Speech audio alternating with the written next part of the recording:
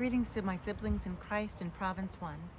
My name is Shannon MacVean-Brown and I serve as a bishop in the Diocese of Vermont. Today was day 11 of the Lambeth conference, and it was our final day of business. As we turn toward home, we have been considering what awaits us in the decade ahead between now and when we will gather again for the Lambeth conference. And we've been asking what God is calling our churches to do and be in the years ahead. We began the day by affirming our support and solidarity with our siblings in the Anglican Communion who are facing adversity around the globe, and by committing to holding each other in prayer. Our plenary speaker this morning was Cardinal Luis Antonio Tagle, a Roman Catholic cardinal from the Philippines. He reflected on 1 Peter, the book of the Bible that we've been studying during the conference, and he urged us to think of the church as a community on a journey, a church that is a home for exiles and displaced people in all conditions and contexts.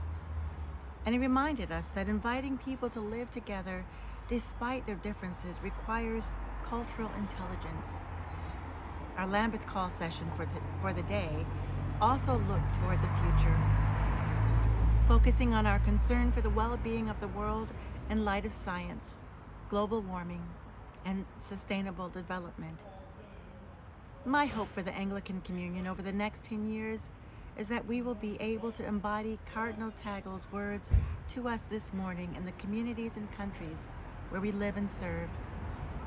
If we are to be leaders in God's church, in God's world, we must value and embrace the gift of our diversity and our shared identity as people who love Jesus. We must be resolute in our commitment to love one another, despite our disagreements, and we must be a home for all of God's people who are in exile, spiritually, physically, and socially.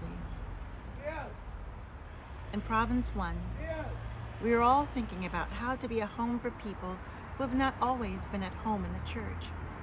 And I am grateful that we have the opportunity to explore that call with companions from across the communion.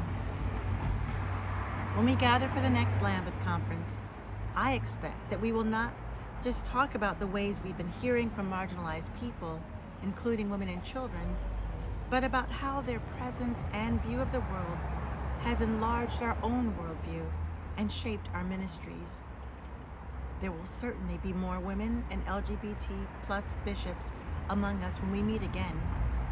And I pray that in the decade between now and then, we will be able to tell the story of how we have deepened our understandings of our complicity in colonialism and repented of its sins, and how we are exploring what reparations might look like in this communion which exists because of colonialism. Tomorrow, this Lambeth conference will conclude with a closing plenary and worship at Canterbury Cathedral, and then we will depart. I will be grateful to return home to the people of Vermont and Province 1. And my heart will be full of gratitude for the experiences we have had and hope for the future of our common life. Thank you for joining us on this journey via video.